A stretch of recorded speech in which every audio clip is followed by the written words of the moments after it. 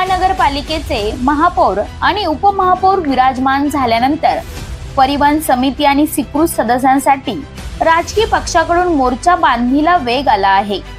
परिवहनाच्या 12 सदस्य पदाकरता आणि 10 स्वीकृत सदस्य पदासाठी अर्ज दाखल करण्यात आले।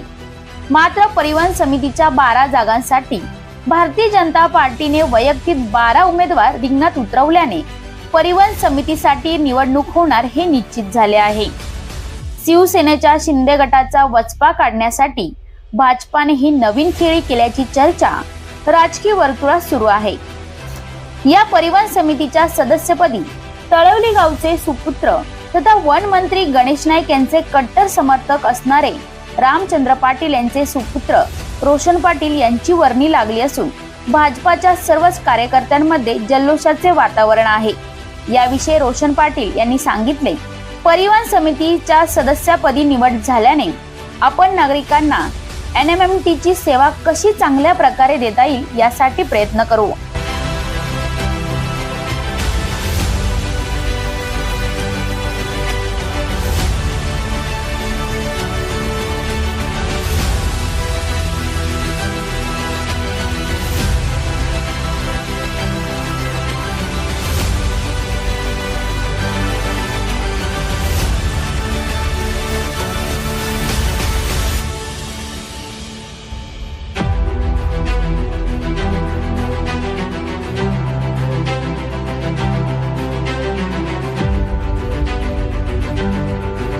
नमस्कार, माझं नाव रोशन रामचंद्र पाटील आहे।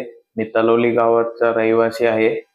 नवी मुंबईचे शिल्पकार व वनमंत्री व पालकमंत्री गणेश नाईक साहेब, खासदार संजीव नाईक साहेब, आमदार संदीप नाईक साहेब व माझे वडील रामचंद्र पाटील आणि आई लतिका रामचंद्र पाटील व प्रभाग क्रमांक 8 चे नगरसेवक आणि तळवली ग्रामस्थ यांना माझा आभार आहे। आज मला या ठिकाणी परिवहन समिती सदस्य दिल्याबद्दल मी त्यांचा आभार व्यक्त करतो। मी सदस्य झाल्यावर NMMT चे सेवा अधिक गतिमान, पारदर्शक, प्रवाशांचे सुविधा सुधारण्याचे काम करेन। तसेच मी परिवहन उपक्रमाचे इन्कम सोर्स वाढवण्याचे काम करीन व माझ्या आई वडिलांचे व गणेश नाईक साहेबांचे व ग्रामस्थांचे मी आभार मानतो। धन्यवाद। जय हिंद, जय महाराष्ट्र।